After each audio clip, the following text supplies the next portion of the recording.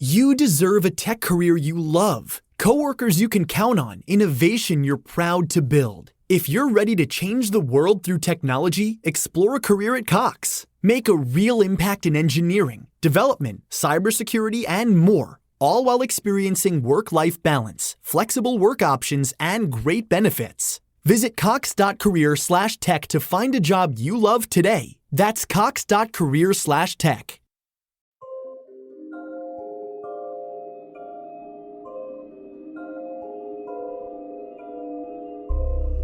April 17th, 1897.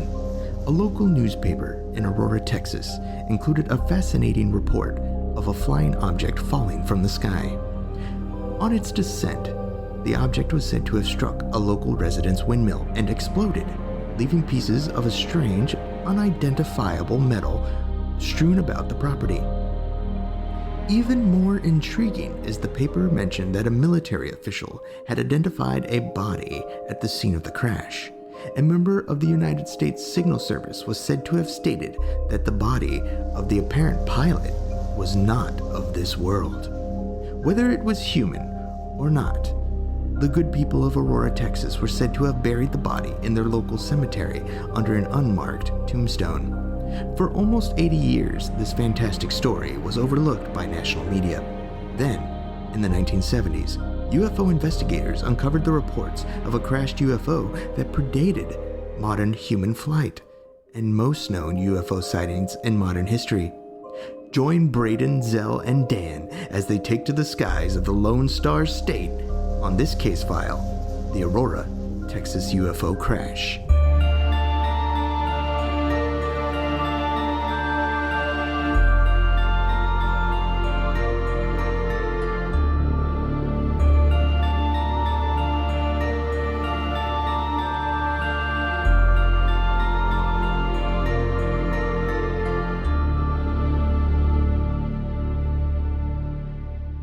Welcome to Alien Theorists Theorizing Case File 73. Whoa, UFO. Oh my god. I'm Braden. I'm Zell. I'm Dan. Welcome back. The gruesome twosome is gone, and now it's the dead weight's back. Yeah, you guys were really efficient on that one. I didn't have to edit. I didn't have to edit out anything. Yeah. What do you mean? Crushed it. It's weird. I listened back, and I was like, I was conscious of my ums and ahs. I'm pretty sure I didn't do it at all. I listened to my solo thing, and within the first 3 minutes, it was like, I was like, oh fuck, man. How do you stop? I was fucking counting for a while. I got to 27. I was like, that's it. It's the worst. I'm not sure what to do. I need a new filler. That's my filler is ums and ahs. It's really difficult to do that kind of stuff. I mean, and it's really distracting once you notice it. Like if you go to a public speaker or something and they start humming and I start counting them and it drives me nuts. I'll stop listening. Yeah, once you notice, you can't. If you don't notice right away, you can go through the whole thing. But if you notice right away, you can't get over it. This is funny. It's funny because now everyone knows how much. Now everyone knows I fucking and ah like crazy. It's because I'm always ad-libbing, so it's like, Yeah, it's a connecting word. All right. Some people have been asking me about someone and whereabouts he is. So, without further ado, well, he sneaks around the world from Thailand to Cambodia. He's a sticky-fingered flitcher from Berlin down to Belize. He'll take you for a ride on a slow boat to China. Tell me where in the world is Mr. Conspiracy? He's in Vietnam. Anyways, space news! Again, if you're in Vietnam, you want to get together with Mr. Conspiracy, shoot us a line. Some people from Cambodia messaged us, but he was already, in his words, leaving that shithole. I was like, "How do you like it?" He's like, "It's like they built every town on top of the dump." I was like, "There's got to be one good spot." He's like, "No, I hate it at all. I'm leaving." I was like, "All right." So he's now in Vietnam. So if you're in Vietnam, you want to meet up with Mr. Conspiracy, have a couple beers, pick what's left of his brain, just shoot us a message and we'll put you guys together. Let's get right into some space news. Goddamn Space Force. Space Force. It's happening. It is really happening. Man, it's so funny. We did talk about this. I can't remember. Me and Dan have done so many together now. We touched base on this, but it's awesome. I hadn't seen the logo yet. Yeah, I hadn't seen the logo yet. The logo is, oh God. Someone sent us a message and asked us to talk about the logo for Space Force, and it looks like for a Disney Pixar's Space Force. I thought it was a joke at first when I seen it. Yeah, so did I. No. Space Force. The whole Space Force is a joke. I mean, it has to be. This is. I can't wait to see how fast this goes away and how they sweep this under. Like as soon as when Trump's term is over, like they're just like this is the dumbest thing. I know. As soon as he probably said it, because nobody really knew what he was doing. I'm sure the Pentagon, like people in there, you've got like generals who have been in there for 20 some years, and they're just looking at each other like, what the. No. Yeah, terrible. So funny. So here, you guys, look. If you guys can click on that logo, I found another logo that I like, and I hope it's this becomes the logo. If you click on the link I sent you. Stretching the boundaries of space exploration. We'll post this on our Twitter or our Instagram or something. But basically, what it is it looks like a hold of the stars with two hands spreading it open, and it says "Stretching the boundaries on space exploration." A goatsy to the stars. Yeah. Great. If you're listening to this, you've already seen the Perseid meteor showers. Make sure to let us know if you went out and sat, what you thought of them. If you actually got to see them, because up here it's been too smoky. Tonight is the night, though. I think I'm gonna give it a shot once we're done this podcast. I'm gonna poke my head outside after we finish recording, and take a look. Oh yeah. No man, Kelowna here is a fucking Armageddon. Like you can't. I can't see like the other side of the street. It's so weird. Fucking smoking Ogden. There's right now. so much smoke here. Smoking Ogden. Well, it says like there's massive fires burning in California, and all that smoke combined with like, all the smoke in BC already. It's just like there's like 700 fires in BC, and then like the same amount in California. It's all just like it's all in the Okanagan right now over Kelowna. It's just disgusting. So no meteor shower for me. No, that's tough. Well, I'll enjoy it for the both of us because it's finally cleared up here. So you can see it literally. There's smoke all around my horizon, but straight up clear. So I'm hoping. You know what? I shouldn't say that because at Grizzfest on that Saturday night where Braden got so meat jaw drunk he doesn't even remember going to the festival. No, that was Sunday night. Was that? It was. Sunday night. Sunday night. Sorry, Sunday night. That night I seen him. That was like the start of the shower. And I've seen a few good ones then, but it was nothing like it would have been tonight. Also, other space news: NASA's Parker Solar blah, I can read. NASA's Parker Solar Probe. I can't say those words together. Solar Probe blasts off to touch the sun. It's cool. Seems like a terrible. What's its mission? Like, what is dive into the sun, to go closer to the sun than any human satellite's ever been. Pretty cool. It's pretty neat. Interesting. Well, I think it'll be kind of neat because I think it's probably with the instruments that it's equipped with, it'll be able to prove a lot of theories that we have about sun or stars and things like that. Because I don't think a lot of people realize that most of the stuff that we know about stars and things like that is not direct. It's not from like direct analysis. No, like nobody's been to the sun, nobody's been close to the sun to kind of get that information. Because most of the stuff is like we see from a star is like observing its behavior and being like, okay, this is the best way we can describe what's happening, and these are these math equations are the best things to that what causes it.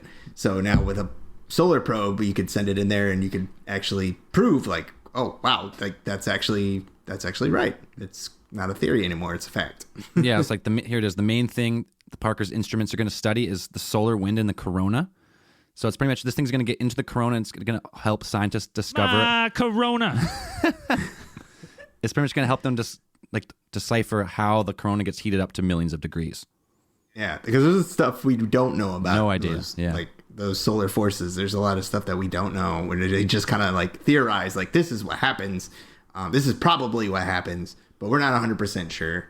But now that Parker Solar Probe's going to go be like, you know what? We are sure now. Isn't our name on this probe? Oh yeah, that's right. Yeah, our name is on that probe. Yeah, we fucking signed up a few months ago. Going to the sun, baby. Go to the sun. Get-ha! It's cool. That's all I got. That's all I got too. That's it for space news. Should we do Randomatron X3?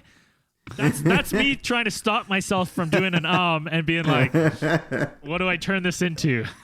Just a longer Is that? I think it might be easier for you to cut out. I don't know. Yeah, I'll be able to see the waveform better.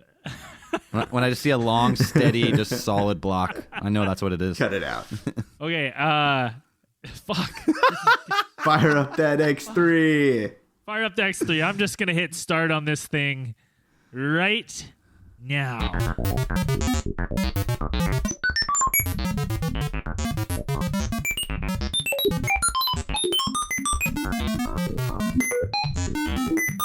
You knocked yourself a ghost. Wow. Look at that baby. Purr. Ryan, on the last one, we asked for someone to send us some audio clip of like an old printer printing where it's like, and then someone ripping off the two tabs. So that's on its way. I can't wait. Until then. All right. Ooh, this is Ghosts, but it says, do you believe in demons? This is posted by Aqua Diamond 95 on this was posted to Reddit. It's a little bit of a long one, so those of you who love to hear me read, buckle up, baby. Let me start by putting this out there. By no means am I trying to convince you of what I saw, but I wanted to share this experience I had recently, and this seemed like the best place to do it. It was 3 nights ago, and I had just gotten off work around 3 a.m. I worked a 10-hour shift, so naturally I was exhausted. But having gotten so used to my schedule, I was still quite alert and present. I live next to my grandparents, but since my cupboard usually stays bare. Oh, my cupboard. I get it. But since it was spelled weird. But since my cupboard usually. Wait, how do you spell it? I don't spell it like. Well, maybe is that how it's supposed to be spelled? That's how it's spelled. Oh, okay. Well, then that's weird. Cupboard. I just say cupboard. But I guess you would spell it cupboard. Mm-hmm. Oh, well. But since my cupboard usually stays bare and we're out in the middle of nowhere, they're kind enough to leave the door unlocked for me when I get home so I can grab something to eat before heading off to bed. During the night in question, I came home like usual and quietly slipped in the back door to make my way to the pantry. My grandfather has a bad habit of sleeping on the couch in the den, so I had to be sure to stay extra quiet as to not disturb him. As I'm passing through the den, I happened to glance in his direction, and when I did, it took a moment to register what I was seeing, and then all I could do not to scream. There, in the dim glow of the television screen, sat a small, winged creature, propped up on one of the arms of the couch, sitting in my grandfather's direction. Its body was hunched, tucked almost into the fetal position, but it was sitting straight up, hands resting on its knees. I froze solid and simply stared at the thing. It looked somewhat like your typical depiction of a demon or devil, but its body was solid black, not hairy or cast in shadow, but a solid pitch black. Offsetting its skin color were 2 longish oval eyes and a set of perfectly straight teeth, both a piercing white. So white eyes, white teeth. I didn't notice any horns. As to be expected, its teeth came down to small points, and its little ears on either side of its head came up like spokes.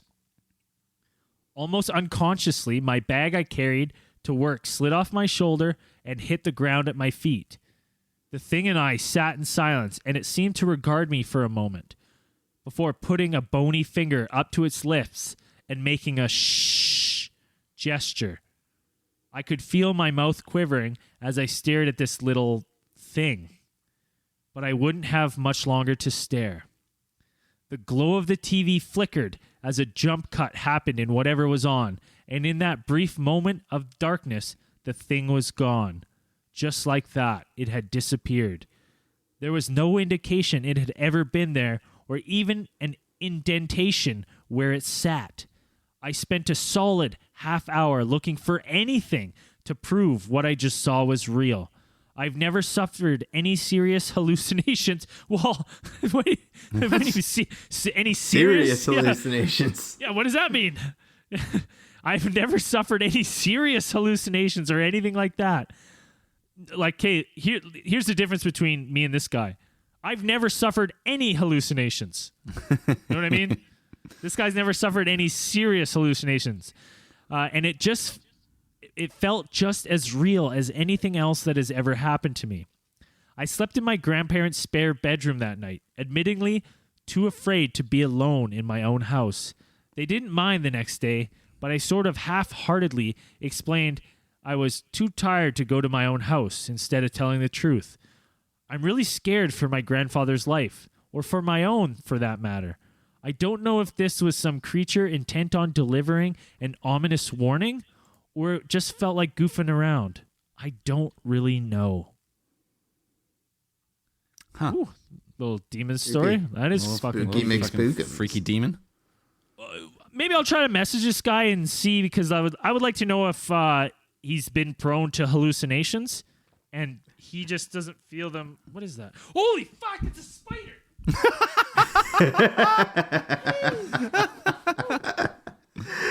Oh, what? Oh, in my little foamy here, there's a little something, and I was like, oh, what is that, a little fluff? And I went to go touch it, and as I touched it, it scurried, and I flicked it away. The little spider scared me. Yeah, so anyways, that's the Randomatron story of the day. Little freaky little demon creature. Do you believe in demons? Anyways, task at hand. What do we got today, boys? Goddamn Aurora UFO incident. It's an interesting one. One of a highly requested one, actually. And also the oldest UFO that we've ever looked into. That we've looked into. I mean, yeah, that we've looked into. I think so. Yeah. Who wants to sum it up? Do I even have to ask? Braden, you sum it up. Go. I almost spat out my water. Are you kidding me? All right, Dan, what are we working with? Well, okay, so we're working with the Aurora UFO case, which took place in Aurora, Texas, on April 17th, 1897. And the story is attributed to one Aurora cotton buyer known as S.E. Hayden, and appeared in the Dallas Morning News. In this newspaper, they printed a story about a strange flying object traveling due north on this, usually in the evening of April 17th. Now, it would be strange because this is 1897, so it's remarkable that this was about 6 years before the Wright brothers actually tested their flying machine. So anything up in the air was, extremely strange, and you wouldn't see anything. There were no airships. It wasn't blimps, Zeppelins, any of that stuff. It was really weird to see something like this. This object was evidently made out of some type of metal. And of course, the people who reported seeing it, the story said, evidently some of the machinery was out of order, for it was gradually settling toward the earth. It sailed directly over the public square, and when it reached the north part of town, it collided with the tower of Judge Proctor's windmill and went to pieces with a terrific explosion, scattering debris over several acres of ground, wrecking the windmill and water tank and destroying the judge's flower garden. So there weren't any civilian casualties, but there were flower casualties. So, and some reports that there was actually one body recovered. Yes, T.J. Weems, the local U.S. Signal Service. If you don't know what the U.S. Signal Service is, they're part of the United States Army.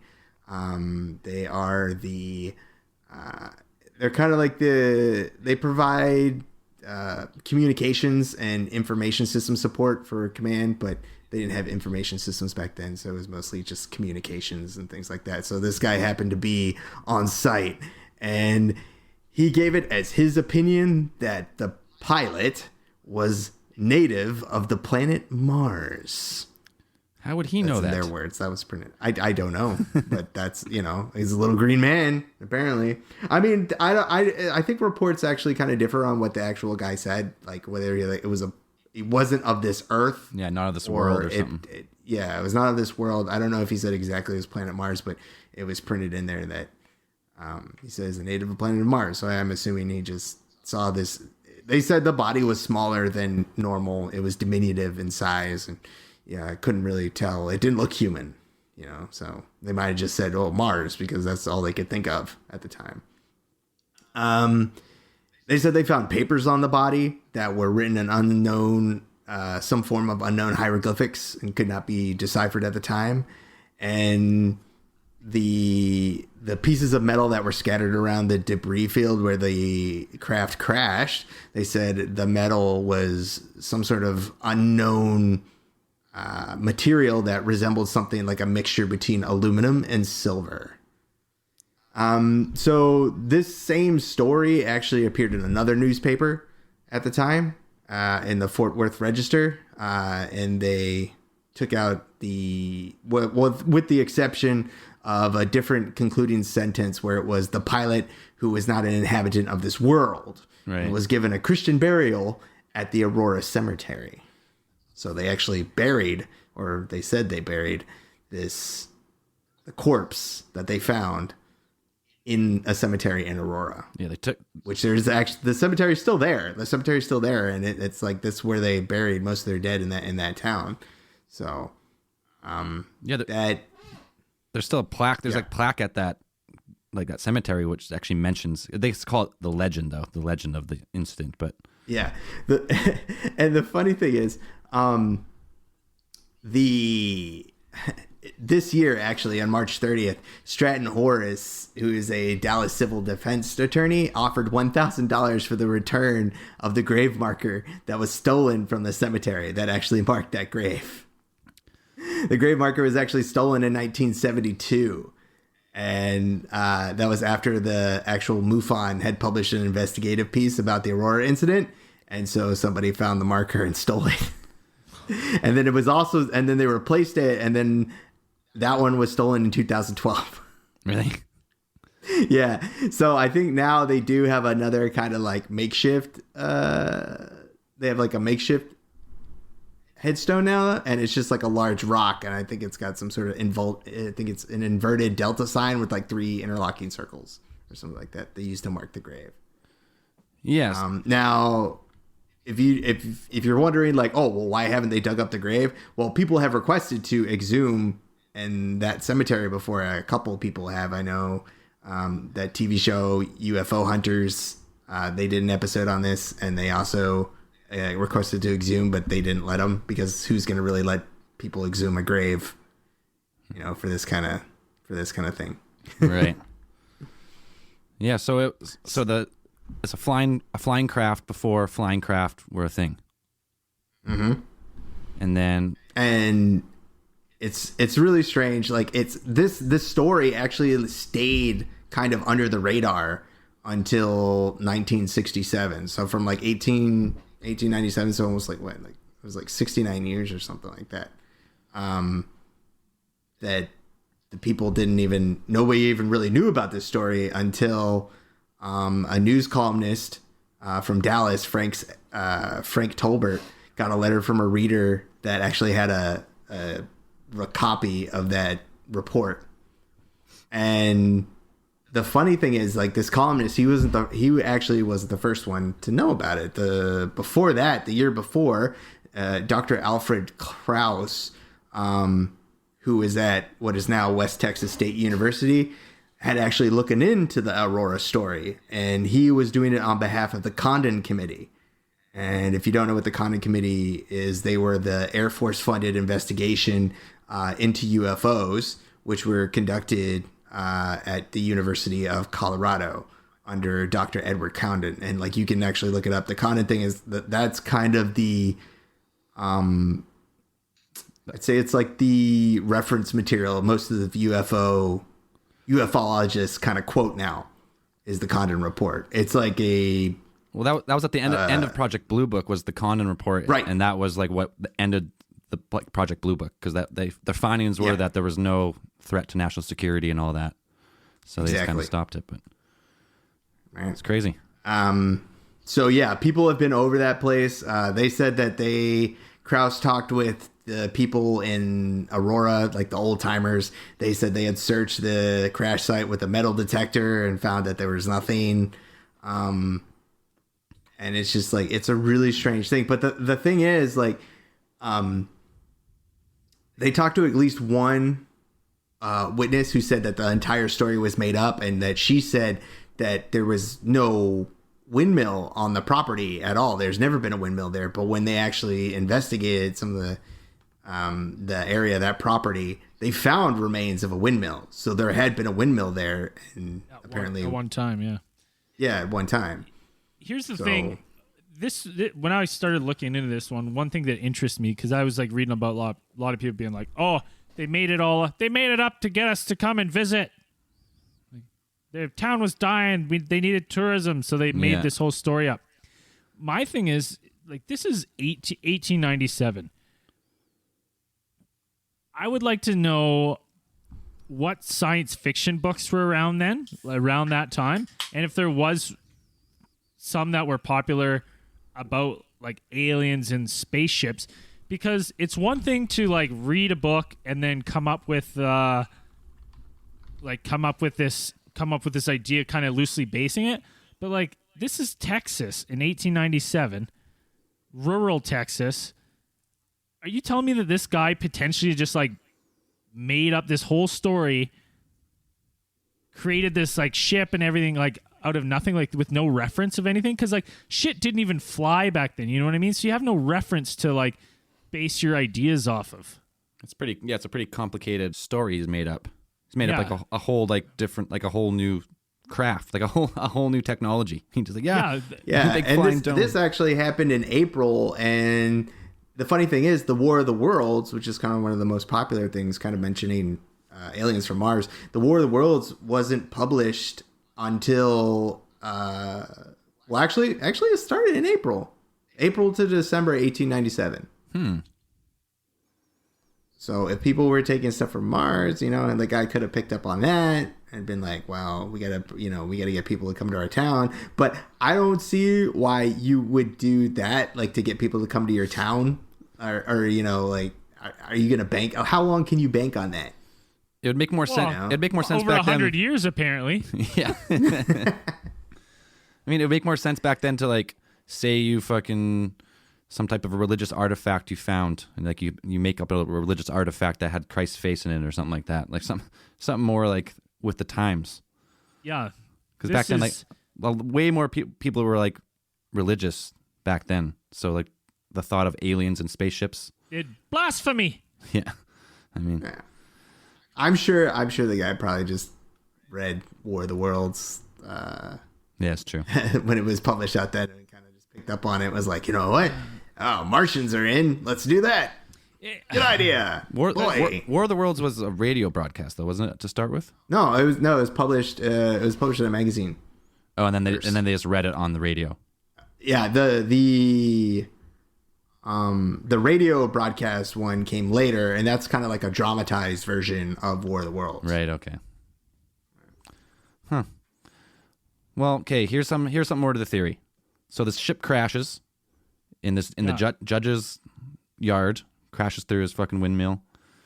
Later on, this guy, Mr. Brawley Oates, purchased this property in 1935, and the story goes that he cleaned out they buried all the debris back in the day. in the like underneath the windmill. Like they just buried it there. Some under the windmill and some like in the grave with the body. But this guy, Mr. Oates, supposedly he cleaned out all the debris because there was like a well down there for drinking water. And his claim back in the day was that actually developed extreme form of arthritis shortly after starting to drink that water. So the theory is that whatever that material had some type of like radioactive isotopes and had polluted that water under there. But the story was never really followed up because Oates never produced any of the stuff he took out of the well. So people say that he just did it to add to the story. Yeah, in that episode of the UFO Hunters that I watched, they said they tested the water from that well. Like they contacted the current owner of the property. This was probably back in 2010, and they contacted them and they went down into the well and actually tested the water, and they didn't find anything. Nothing. They didn't find anything wrong with it. No, but if there was a ship down there and it was removed a long time ago, maybe the water had filtered it out by then. I don't know, but that's true. Could have been something that's gone there. You know? Yeah. So what are some of the main theories then? Besides an alien UFO with an alien resident of the ship who died in a slow moving. It was a slow moving crash too, from all accounts, wasn't it? Like, it wasn't going more than like 10 or 20 miles an hour when it finally came down. Yeah. So like, what is there any other theories? There's no weather balloons back then, right? There's no. Nope. There's no flying. Like there's nothing was flying back then. Even like flying at 25 miles per hour, that could take out a whole windmill. You know, they could destroy a windmill. There's nothing like that. You know, you might have like, I think 1800. I mean, they had balloons, like they had hot air balloons, but not like a Zeppelin style, just like an actual. Yeah, balloon, nothing that was like made of metal, which is, they said that, you know, that this spread metal pieces when it crashed. You know, so it's not like Dorothy's balloon, like going to Oz or anything, just like smashed into this windmill. It's something made of metal. There's something crashed there, but you'd think like they would keep pieces of it, you know, and especially this body of the pilot or whatever they found. That would have been nice to have, but you know, if nobody can exhume the body, then it's like we can never really confirm whether or not something actually happened. And let's be realistic here. Let's be realistic in this. Even if the military hadn't gone in and already done it, they would have. If you know what I mean, like the military wouldn't just be like, yeah, well, yeah, sure, we'll just honor you not wanting us to dig this up. Yeah, for sure. Like, shit would have been dug up. Like, boom, dug up instantly. And if they did dig it up, like somebody would have saw it. It's not something they could have like hid. It would have been like, no, like somebody dug up the local cemetery and pulled something out, and it was like there wasn't a hole there the day before, and now there's a hole there. Somebody would have noticed if they had taken something.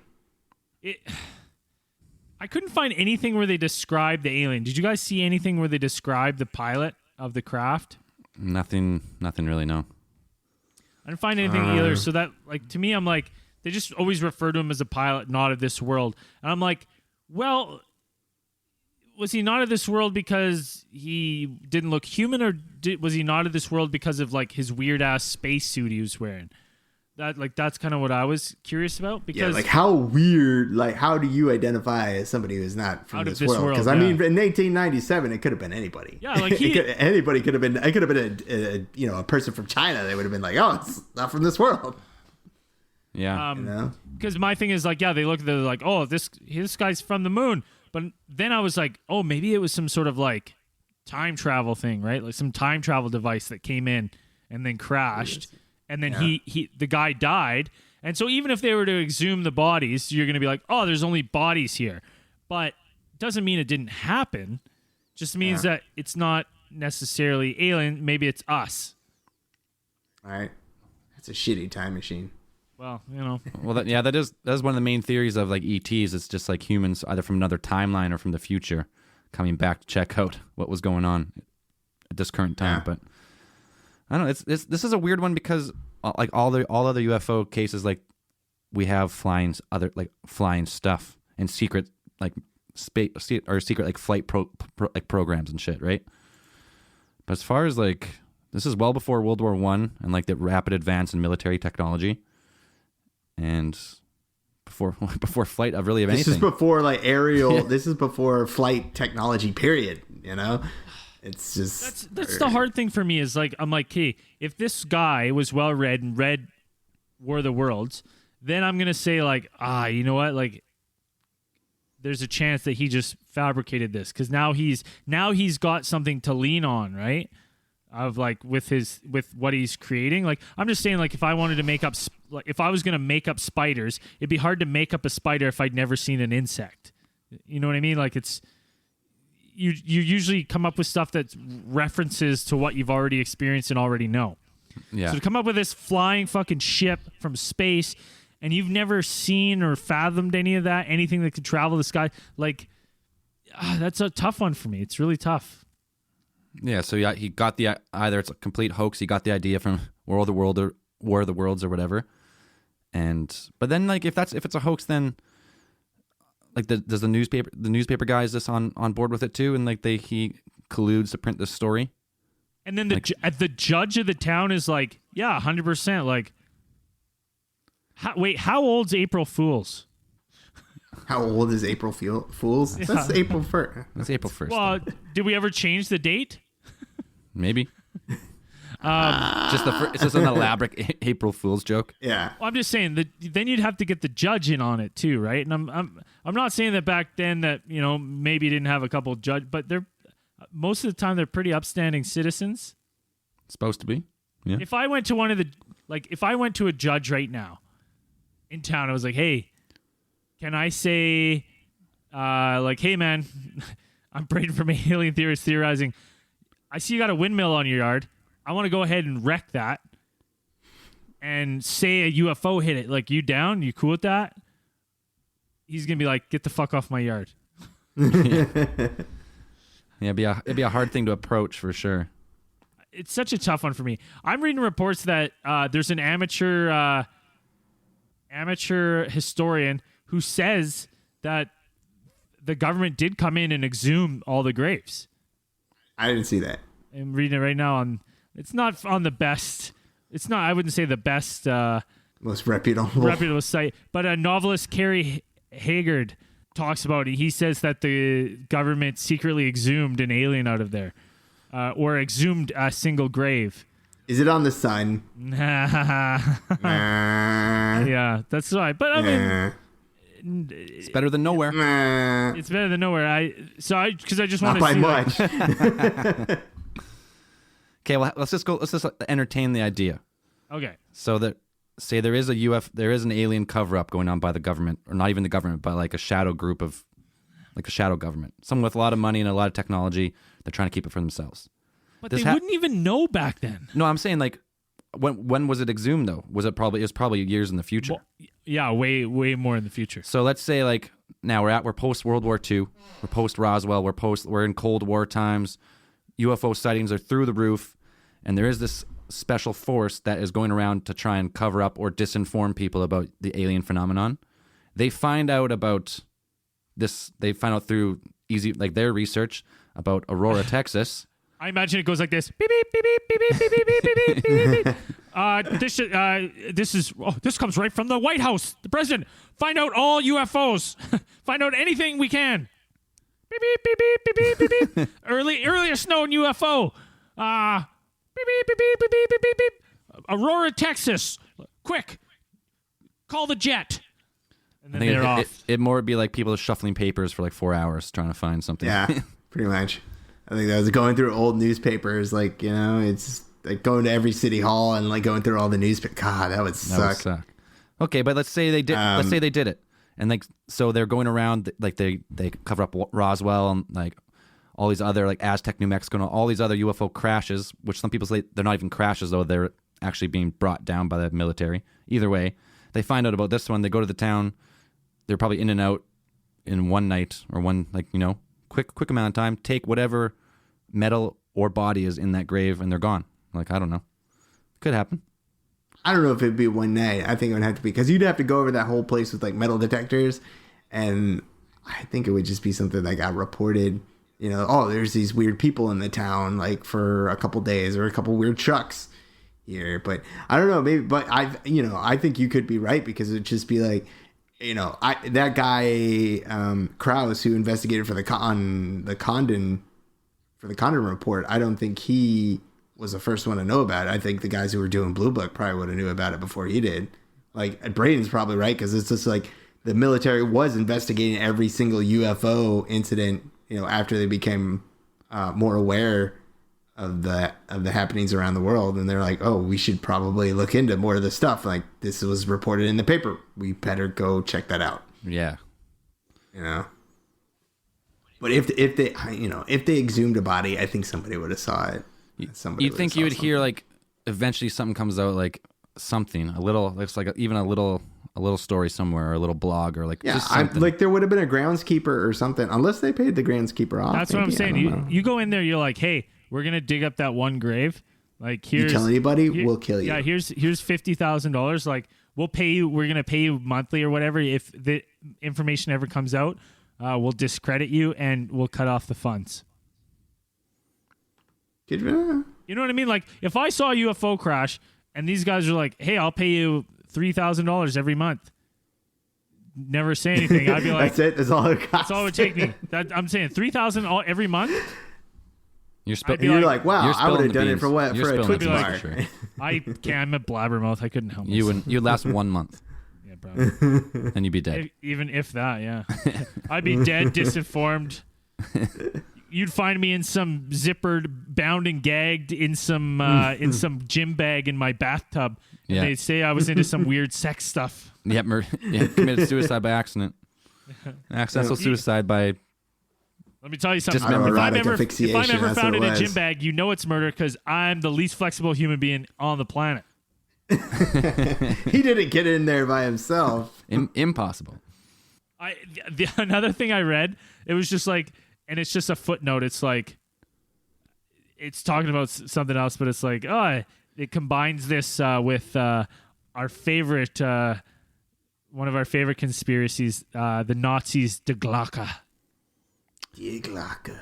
Okay, so like an advanced culture on this planet. Well, here, imagine this. Imagine the Nazis have Die Glocke, right?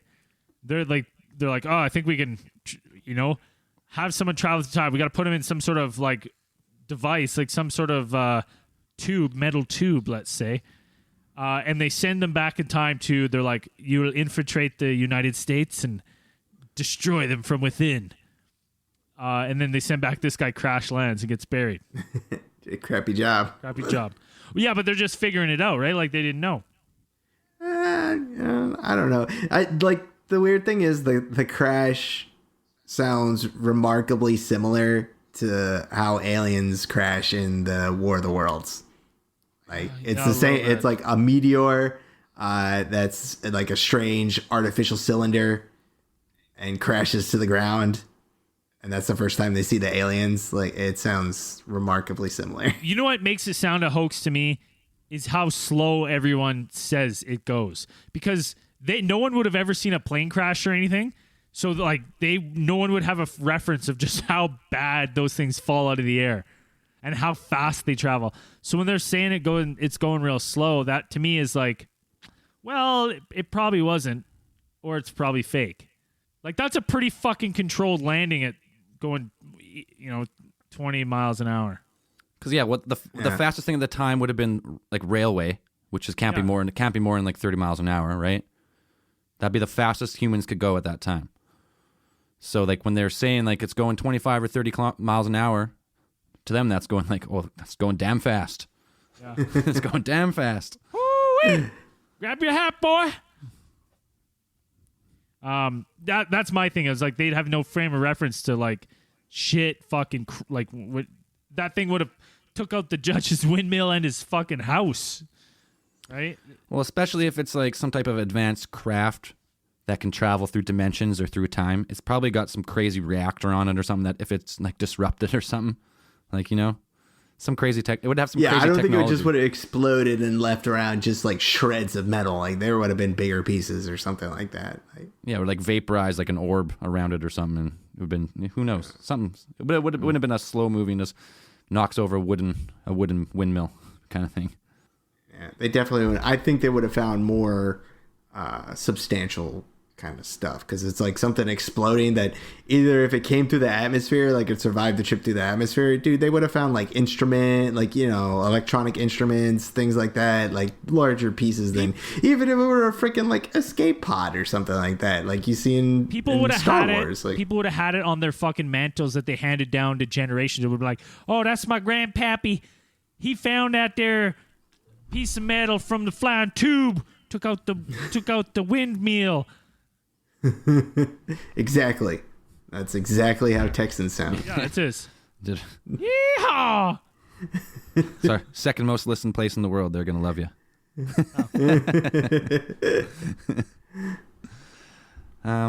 What other theories go along with this one, besides like an obvious a UFO or a hoax? There's really not a lot else at that time.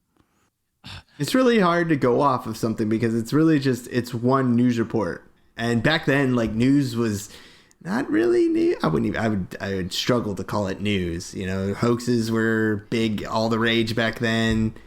You know, sensationalism was just kind of, you know, just a way to sell papers. Yeah, especially like especially local news, because like all the big news, they can print whatever they want. Nobody's gonna fact check that stuff. The fact check wasn't even a thing. Yeah, like all the big newspapers, like the big city newspapers at the time, would have been like on the news wire. They'd all been working with each other and like, you know, corroborating stories and stuff. But one little small town paper, one article, one guy. Yeah, it's cool though. It would have meant. Yeah. It's cool. If it's a hoax, it's good imagination. Like as well, like he did a good job. Yeah, it's kept going for like almost 120 years or something like that. Yeah. So I mean, hey, if it's persisted this long, you know, the people still go. I mean, they've had tours. They still sell tours of like the graveyard where the pilot was allegedly buried. I think this year they had it in April, like the end of April. They were April 20th or something like that. This year they had a tour. You could go on. I'm gonna say because they won't dig it up. It's a hoax. You know what I mean? That shit would have been dug up. It didn't matter. You know what I mean? Like, it's either this one's a tough one for me because I'm like, the slowest moving fucking aircraft ever crash lands at walking speed. Why? Well, how far? 20 miles an hour. How fast is that in kilometers? You're fast. You're sprinting like Usain Bolt, but okay. But then that's a controlled crash. It's really slow for aircraft. I mean, you can't sustain the lift at that speed, so it'd have to be some anti-gravity technology or whatever, right? It would have to be some different than a flying craft, a winged craft. Or it's just a great imagination taken from a great sci-fi book of the time. Mm-hmm. But you know what? I mean, heck, you know, like that windmill could have been destroyed by anything, really. It could have been a lightning strike, and the guy was just like, "Oh, okay, let's pretend it was a UFO." All right, here's my theory about why this happened. Now I'm reading a little bit. I'm taking into it account of the historical researcher by the name of Barbara Brammer, who was a former mayor of Aurora. She says that Aurora had been beset by a series of tragic incidents. First, the local cotton crop was destroyed by the boll weevil infestation. Boll weevils. Boll weevil? Is that bully? No, bull. Those boll weevils. Boll yeah, weevil. boll weevils. Not boll. Whatever. I don't care. Some weevil infestation. Secondly, there was a fire on the town's west side that claimed several buildings and lives. And shortly after the fire, there was the spotted fever epidemic that hit town, and it nearly wiped out the remaining town, and the town was under quarantine. Then they were planning to build a railroad, and the railroad got within 27 miles of Aurora, but then they weren't gonna make the railroad go into town. So Aurora was like, it was about to become a ghost town. Like nothing was going for it. Everything's bypassing it. So they do these claims. I think it was a last-ditch effort to be like, if we can get enough people to be trying to come here, like they'll make a railroad or they'll do something, right? And we can prosper. And this guy's like, hey, I just read this like interesting book or this interesting magazine had the story War of the Worlds. Why don't we say one of these things landed in town? Yeah. And then they got everyone on board, right? They got all the townsfolk because you got what else are you going to do in 1896 except you got your hay in your mouth, sitting on your front patio drinking a unsweetened tea. That's my theory, and that's what they did. They elaborated this whole story, made it, and it's crazy because they give just enough information and just not enough information that there's still a little bit of an air of mystery. It's actually ingenious. But I don't believe this one for a second. I'm closing the books on this one, pending new evidence, of course. Well, one of the most famous UFO researchers would disagree. Jim Mars, I've read his book before. It's called Our Occulted History. He was actually a reporter at the time in like Dallas or something, and then he had actually went and investigate this, and he claims that when he went and visited the gravesite, this is why he thinks it's real. I'm not on board with it. But when he visited the gravesite the first time, there was a small, like a headstone, which was like, it looked like it was broken in half, and it had like an inscription or an engraving. He claims looked like a half of a UFO with 3 portholes on it, yet the other half of the stone was missing. And like when as Dan said, it was actually stolen, and so when he came back, it was taken and it was just replaced with a rod. He's like, someone must know I'm onto it, so therefore, it must be an alien. Therefore, aliens. Well, that's okay. That to me is more believable. So he went to investigate. He's there. He's investigating, and someone then, like, what's the time frame? Like, he investigated, then 2 years later it's stolen, or like he went to investigate and like he went to go back like the next night and it was gone. That's what I want to know. I want to know the timeline of this. No, I think it's more on the first longer time frame. See, then yeah, as it got popularity, listen, you go to any historical site, you'll see some fucking asshole carved in fucking BR plus fucking KD, little heart forever. You'll see people that be like, man, like racial slurs. People just carve in like it's a bathroom stall. Like people are fucking idiots. Yes. Yeah, people will steal anything that's not nailed down if it has some sort of like historical value or something like that.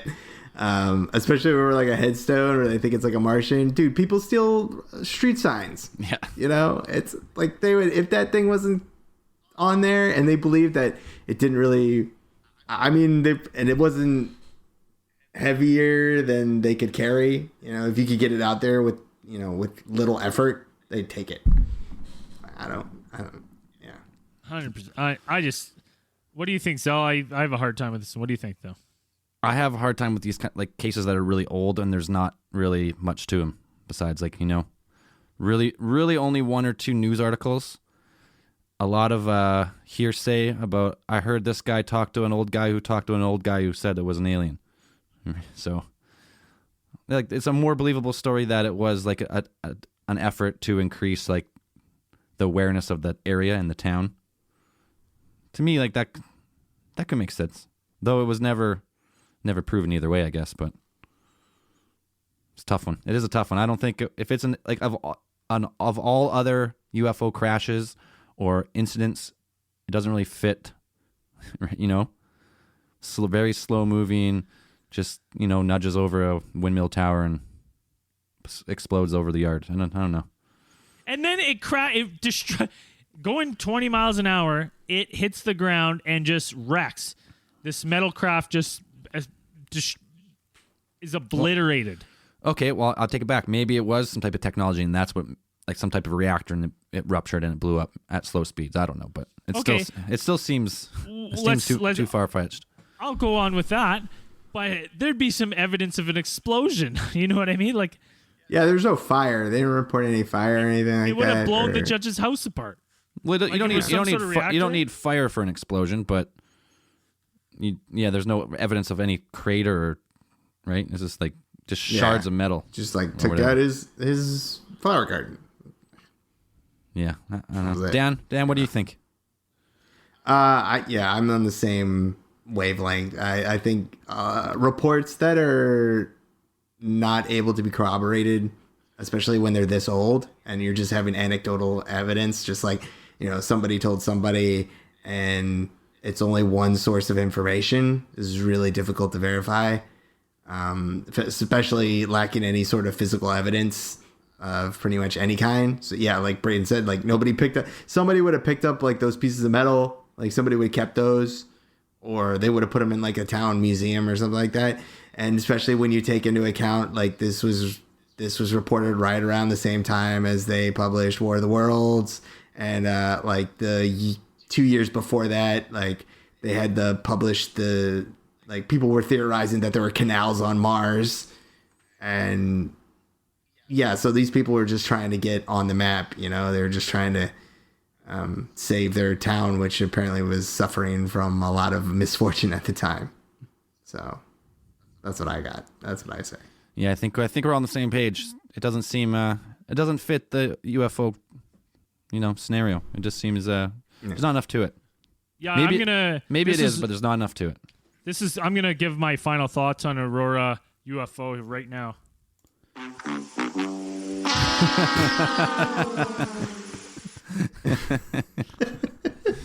That's what I think of the Aurora UFO incidents. I think it 100% is a hoax. A good one. If I was anywhere in Texas, would I go? 100%. 100%. Yeah. Damn right. We'll be there in a second. Yeah, I would go. I'd do the whole tour. I'd still go. If I were in Texas, if I'm in Texas, I would go. Sometimes you get, sometimes you can go, we can talk as much shit about that as you want, and you go there and you're like, you know what? This area has a weird feel, weird vibe. You know what I mean? There's some weird vibes here. You get those feelings from going to those places. So it'd be interesting to see. What else we got here before we move on to other stuff? Ryan, you got any news? Listen, actually, first off, something has started to happen, and I want to now turn it into a thing. Whenever you say you've been saying on Twitter and stuff, ask us anything, right? Yeah. People will ask us fucking weird ass things, and they always go asking for a friend. Always. So I want that to be one of our new hashtags. Anytime asking for a friend.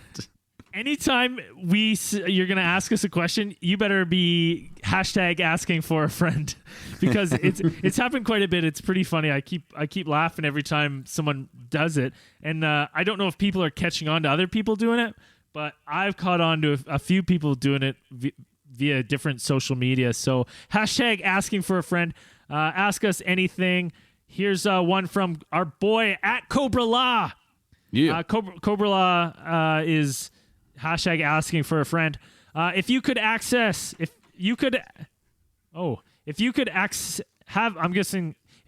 access to any place on Earth, Area 51, the Pentagon, Smithsonian, the place where they combine KFC's secret herbs and spices, etc., and learn all the secrets you could, where would you go? Zell, where would you go? Well, I'm going to whatever area it is they have the aliens. If it's 51, 52, I'm going there. I'm going in. That's where I'm going. Dan? For sure. I think we answered this one before though, or somebody asked us this before, and I said, and it's still same answer is I would go to the Vatican archives. Oh right, secret Vatican archives. I'd go there, no hesitation. Yeah, let me in there. That's a good one too. That's true. You know what? It was the Catholic Church that pretty much destroyed the whole world's knowledge, sucked it into their own vault. So yeah, they got it, and then they just burned everything. They got stuff in there. Yeah, that'd be cool. Okay, I'll go one off Facebook here. Hashtag answer asking for a friend. I got another one here. Okay, go for it. This is from Keely or Kyle. Kyle tweets hashtag asking for a friend. How much UFO information out there do you figure is actually disinformation from various governments and the like? Can you really trust anything you read or hear? No, you can't. 100% no. Shit, this is too much weird shit. The news right now is just fucking crazy. Honestly, I don't know what. I can't even fucking look at it. you can't. I don't want to be like, don't believe anything that you read, because that's not the right answer. Then that's not the right thing to do. It's being able to read stuff. I think it's actually like a skill that's kind of going away with our education system a lot. Like people are just like believing what they read, and I think a lot of that is what's happening now. Is people just believe what they want to read, believe the first thing that they read, and then they just go off on that. It's being able to analyze information and kind of approach it logically, where you can be like, okay, so this newspaper just said this. Okay, well, let me look that up real quick, and let me where did they pull this from? Like, let me go look at that. Yeah, because it's being able to like process that information. So if you can corroborate the information, like if that's gonna be your best approach to kind of figuring out more about what you want to know. It's weird because mainstream news thinks like, we're the mainstream news, so we can put out an article with no real source, and then you should believe it. But what they should really do is include like all, so you can go research where they found their answers. But a lot of times, I mean, some newspapers will do that. Like more reputable ones will post like where they got the information, because that's what you're supposed to do. Yeah. If you read an article and they don't, if you read an article on a news site or something like that, and they don't really post their source or something like that, it's kind of iffy. Yeah. 100%. Yeah, I can't believe stuff on Twitter most of the time that people can't do this. I mean, Twitter's great. Like, say you find something good, you can post it on Twitter, but make sure whatever you post on Twitter has links to whatever you're talking. Like, if you're really trying to like prove a point or prove a theory, you gotta link, even if it's on Twitter. You gotta link put 2 or 3 sources on there. You can't just go off of one article. Yeah. So I mean, I could find one article that tells me vaccines are bad, but I'm like, Well, the thing with like, there's a few that say that, but there's a lot more that say they're good. Well, I mean, like the vaccine debate's funny because like there is a vaccine court and vaccines do harm people. That doesn't mean vaccines are bad. Yeah. I really want to do a case file on it because like Andrew wants to do one too, because there is like vaccine courts and people do get fucked up from vaccines in certain cases. But yes, I mean, but any medical procedure has its own. That's what I mean. Whenever you're putting something foreign into your body, there are risks. Yeah, but and then when people and there's only in mainstream news, there's always like you're either pro or anti-vaccine. There's no like, no, I'm pro-vaccine, yet I know there's like there's vaccines that do bad shit. Like there's like it's a full spectrum thing, but in mainstream news, it's always like just divided, pro or against. Like it's just like that, and then everyone fights each other over it. It's fucking crazy. But that's anything where there could be 2 opposing sides. That's all they do. It's easier to keep everyone apart. Yeah. Right. Yeah. Easier to control 2 groups than 100. Okay, I got a question here from Alex O'Brien. Hashtag asking for a friend. Alex is asking for a friend. There's been a lot of crazy stuff in space lately. You can see almost every planet there was on a blood moon, and there's been a lot of crazy natural disasters like hail, brush fires, volcanoes, extreme flooding, dust storms. Do you guys think it's related or just coincidence? Well, if you go with like an astrology version, like all the planets are lined up and all the energy is like pulling on each other, maybe. But there's not really a lot of like, it's hard to measure that kind of stuff. So all that stuff is going on at like ever increasing rates right now, like where we are in like a geological like trend. It's like super dry and droughty, like a lot of North America. Yeah, the climate's. I mean, I subscribe to like the climate change is effing real. Like that stuff's happening. Like the stuff, the temperatures are rising. We've had these droughts which are way longer than they have. And I mean, we're kind of actually lucky kind of right now because I mean, there are droughts that lasted. I mean, they put them in the historical record. Like you can look at the geological record and see that there have been droughts that lasted almost 100 years. Yeah. And those are the kinds that like took down entire civilizations. They attribute like even the fall of the Mayans, disappearance of the Mayans, or even the civilization that built Angkor Wat, like the Cambodian nation.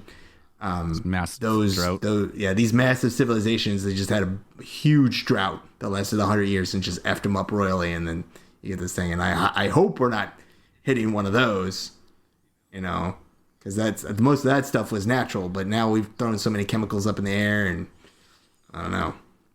Getting pretty rough. I think everything's just kind of coming to a head now. The climate change case file's coming. I love to talk about that one because I mean there's just so much. There's so much cool stuff about that one. Hey, can we please make that one a two-parter? Let's make it a two-parter.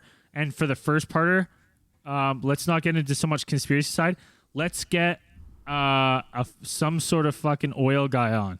One of those oil workers who's just been fucking brainwashed by an oil company. Just pro putting more CO2 in the air and all that shit. Yeah.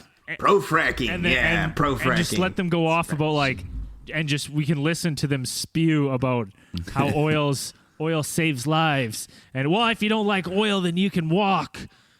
Yeah. Right. You like heat your house in the winter? They're like, it's not even that bad. What we do is fine. We just blow up the earth down below. It's totally fine. I was told in a 15-minute video at my orientation at work. Yeah. Those oil guys are so funny because they talk like they love oil, but they just love money. Yeah. Like those guys make a fucking fortune on the oil patch, like wherever in Canada here, it's the oil patch, like the oil sands, like you're rigging, right? You make a shitload of money, but imagine instead of subsidizing like oil production and like fossil fuel production, we started subsidizing like renewable resources, wind and solar, and then those people just move to those jobs and they're still making boatloads of cash. They're not going to be happy. They're not going to be like, oh, I really miss my oil job. Like I really miss getting blown up most of the day and like having fucking gears break and tubes fly across the fucking bunch thing. of chemicals all over you like every day. Yeah, no. They love making $250,000 a year and only working 6 months a year. Like they love that. That's what they love. They don't love the oil. That's for sure.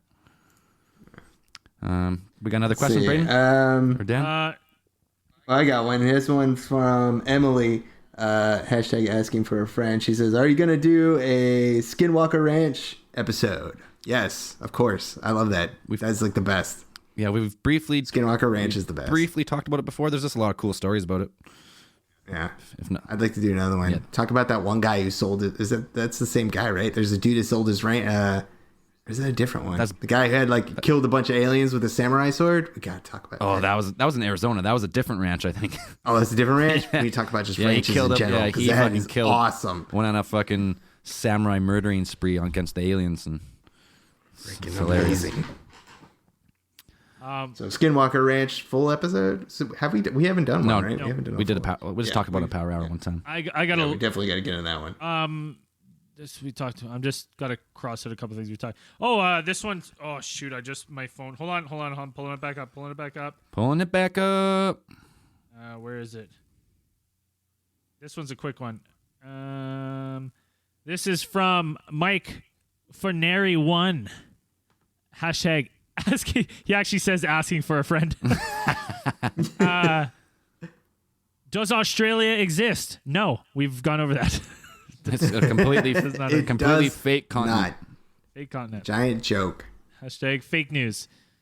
Like, have you seen the animals that they say that come from there? Those aren't even real animals. What the fuck's a wallaby?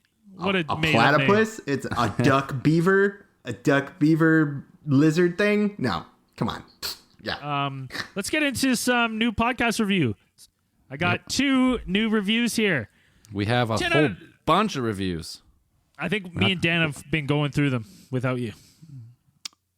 On Facebook? I didn't do any Facebook ones. Are you on the website or are you on? I'm on my podcast reviews. Okay, nice. Terrifically eye-opening and puts you at the edge of your seat. Fuck, I can't read. All these people making fun of me on Instagram are right. This is from Dustin. They're just stating facts. It's not even making funny. From the USA. This is a 5-star review. This podcast is awesome. It really opens up your mind and makes you think about what's going on out there. Artificial intelligence taking over and extraterrestrials exploring Earth are my 2 favorite subjects here. It also makes me happy that they use profanity. Fuck yeah, it does. It makes it fun. I can't get enough of these guys. Keep it up. 5 out of 5. And I got one more. This is from JT Graham from Australia. 10 out of 10. 10 out of 10 would recommend this podcast. I've listened to every episode at least once, and not only is everything super informative with plenty of theories that get you thinking, but also real casual at the same time. I miss Braden getting drunk as he used to on the earlier episodes, but still enjoy it as much. Keep up the good work, guys. Oh, thanks, man. Zell, you got any Facebook reviews? Yeah, I'll read one off Facebook here. Cody Brown. 5-star, you guys are awesome. Never listened to podcasts, but one day I wanted to, and this is the first one I ran into. So many people say that. I don't know how.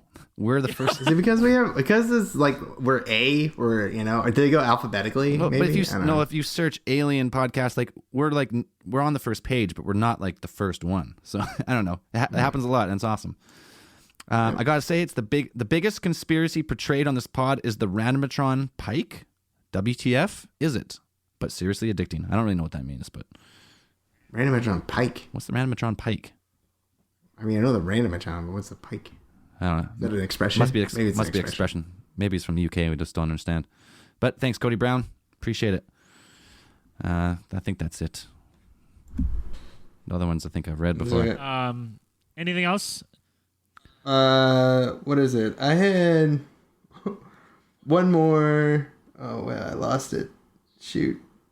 God dang. Where'd it go? Hold on. Pulling it back up. I just saw that thing. This is from, going back to the Facebook thing where they ask us anything. This is just the one last one. This is from Matt Lanning. And he says, okay, hashtag asking for a friend real quick. I know all of you are skeptical on the existence of Sasquatch. I'm from South Carolina, and down here the old timers call them the booger. Right? What? I know, it's funny. Hold on. My question, if there's thousands of first-hand accounts, are all these people misidentifying the creature they see or lying? I find it hard to believe that everyone is lying or just wants to tell their story or opinions from the theorists. Okay, opinions from the theorists. Dude, when I was a kid, I'm pretty sure my grandma and my dad, like, they called them boogers. Like, in the Northwest. They're from Michigan. And they call them boogers. So it's like I never heard that from anywhere before, like when I was small. Like I didn't read about Bigfoot. I didn't start really reading about Bigfoot and stuff like that till I was like maybe 12 or 13.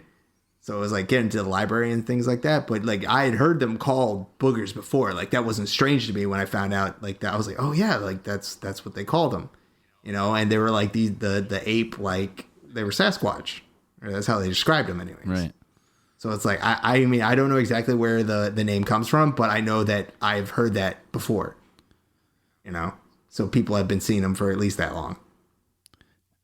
So I just wanted to get that in there because I was like, yeah, I know. I know what you're talking about. Hey, man, I don't believe in Bigfoot, but I don't not believe. Like, there's so many people, like he says, giving eyewitness accounts and shit. Yeah. There's got to be, it's something. I mean, a lot of people misidentify for bears. Like, that's 100% true. Like, definitely. But there's some cases that are like, no, I was 10 feet away. I've seen a bear 100 times. It wasn't a fucking bear. Like, there's a lot of those accounts. Like, it's crazy. So, I don't know. They're seeing something. And even if it's, I mean, there should be legitimate investigations of it. Because even if it's just some giant homeless guy roaming around in, a shaggy costume in a ghillie suit or something, somebody needs to, like, figure this out. Because it's creepy, and it's just like, yes, we have a homeless dude roaming around, a hermit or something, roaming around the forests of the Northwest in a giant ghillie suit on stilts or something. I want to know. All right. I got one last segment I was going to start to close out the show, unless you guys got something else you want to touch on before we go. Zell's Prolapse of the Week. Oh! Prolapse. Yeah, no, I got been sitting on this for a while. Dwight Coons sent us. He owns a little small skateboard company, and it's a pretty sweet name. Made a fucking alien abduction skateboard deck and sent it to us. What? Oh, that's cool. It's pretty badass. That is fucking cool. So, Dwight, you're the man. Man, dude. Yeah, fucking, you know what? If I knew how to skateboard or I ever skateboarded, like, I'd be like, yeah, that's super awesome, and I totally get it, but I do not skateboard. I skateboarded a lot from like 12 to like 17, and then one time I had this like case so hard off a 5 set, I never skateboarded again. That was it.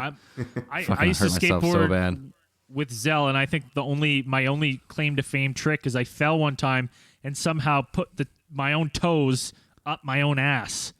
It's true. I forgot about that. I don't even know how it's possible.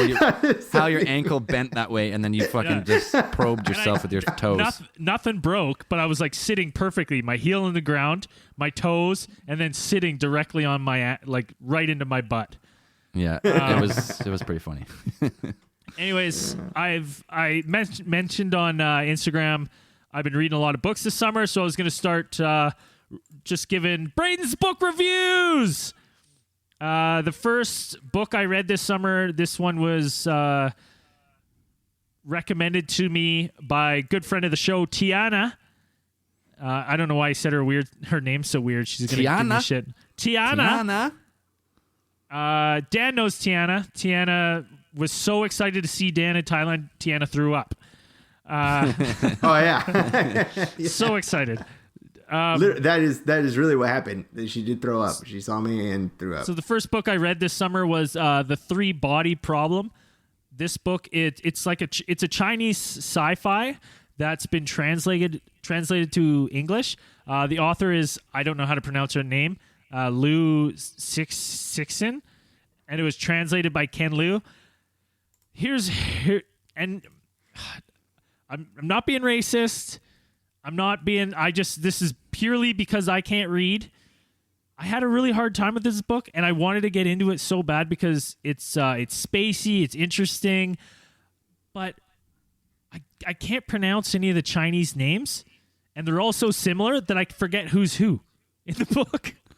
So I'd be so confused, like going on, and be like, okay, which is this name? So I was like, so then I was thinking, well, like if you're gonna translate it like from Chinese to English, like, throw in a couple Carls or like for us slow readers. That's not their name though. It was so that's what my biggest complaint about the book is. I just kept having an issue with the names. Some of them were kind of similar, and I'd forget who was who. Interesting book. It's a trilogy. I have the other two, and I don't know if I'm going to get into them. But it was very interesting read. I don't know if I'm going to recommend it, but I would say I'm going to give it. I'd give it a 3 out of 5. It wasn't the worst book I've read this summer, but it wasn't the best. Not a waste of time, but you could probably find something better, is what you're saying. You know what I'm saying? Our listeners are far smarter than me. I'm actually going to recommend they read it because they'll probably get way more out of it than I did. Probably. Anyways, anything else, guys? Yes, a quick shout out to our newest Patreon supporters. We're getting closer to our next goal of 300 Patreon supporters, and when we do that, you're gonna see some live shows, uncut, live show on the air. But for now, we got Mary Hart, Pretty Mugs, Avis Lee, Larry Johnson, Nicholas Bork, Daniel Hill. Sorry, of course, I'm always fucking one up. And we got a couple of people who deleted. You don't get read. But those are the newest patrons in August here so far. So thank you very much. Thanks, guys. Patreon.com/Alien Theorist Podcast. Help us out. No ads ever. Cheers. Make sure to rate us on iTunes, and you can always message your boys on find us anywhere on social media. And we like to always say, keep those eyes on the skies. Peace.